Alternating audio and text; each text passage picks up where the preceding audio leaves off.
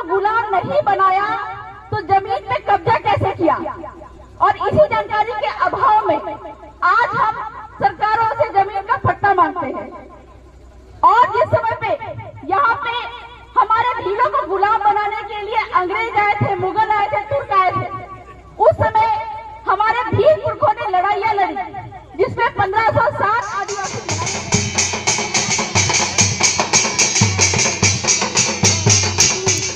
समय कम है, इसलिए अपने सभी पुरखों को नमन करते हुए मैं अपनी बातों को शुरू करना चाहूंगी।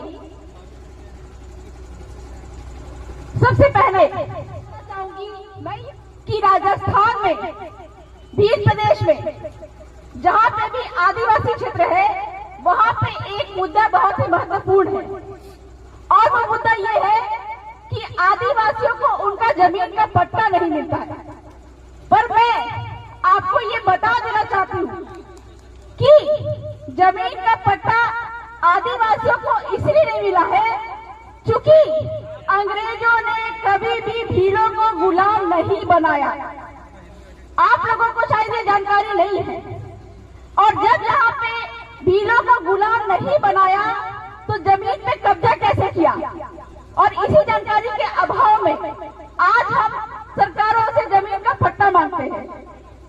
और जिस समय पे यहाँ पे हमारे भीलों को गुलाम बनाने के लिए अंग्रेज आए थे, मुगल आए थे, तुर्क आए थे, उस समय हमारे भील पुरखों ने लड़ाइयां लड़ी जिसमें 1560 आदिवासी मारे गए थे।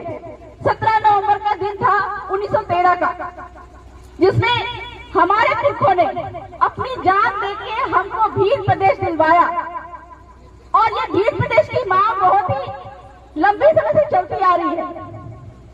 लोग ये कहते हैं कि हमारे भंवर दादा जो है वो एकल निर्णय लेते हैं। कहीं न कहीं हमारा इतना बड़ा कारवा जो खड़ा हुआ है आदिवासी परिवार के नाम से, भील प्रदेश मुक्ति मोर्चा के नाम से और विद्यार्थी मोर्चा के नाम से, जो इतना बड़ा कारवा खड़ा हुआ है, इस जलन से चिढ़ के वो ये सारे आरोप प्रत्यारोप लगाते हैं।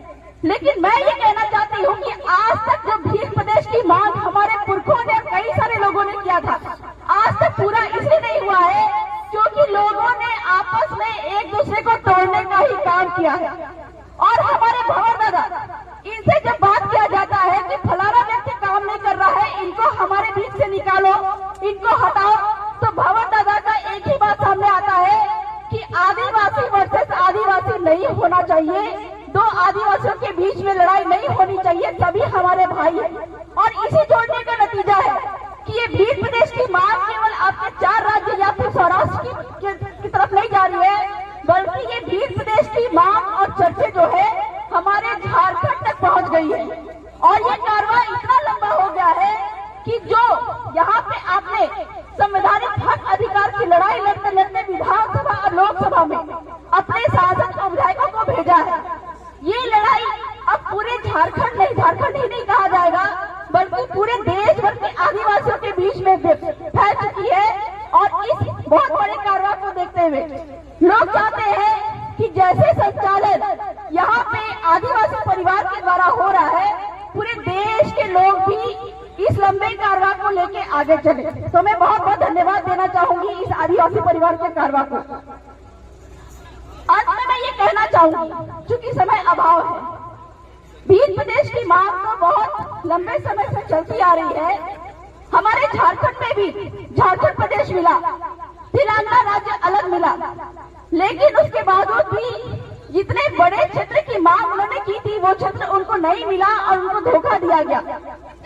लेकिन संविधान के अनुच्छेद 3 के तहत राज्य को ये अधिकार है, संसद को ये अधिकार है कि वो राज्य का निर्धारण करते हैं, किसी क्षेत्र का निर्धारण करते हैं। लेकिन हमको आने वाले समय में राष्ट्रपति महोदय से ये मांग करनी चाहिए, क्योंकि राष्ट्रपति महोदय के पास में ही ये पावर है कि किसी आदिवासी क्षेत्र को तोड़ सकते हैं, बढ़ा सकते हैं, घटा सकते हैं। और आज तक में जितने भी राज्यों का निर्धारण हुआ है, कहीं ना कहीं आक्रोशपूर्ण रैली, धरना प्रदर्शन के तहत हुआ है। लेकिन मैं बधाई देना चाहूंगी इस कारवा को, आदिवासी परिवार के इस कारवा को, कि शांतिपूर्वक तरीके से, आज तक जो इतिहास में नहीं हुआ, शांतिपूर्वक तरीके से हम अपने भील प्रदेश को जल्द ही लेकर रहेंगे। तो बहुत बहुत धन्यवाद जोहार करना चाहूंगी, क्योंकि समय का भी अभाव, बहुत बोलना तो बहुत कुछ था, लेकिन अन्य वक्ताओं का सम्मान करते हुए अपनी बातों को यहीं पर विराम करती हूँ। जोहार।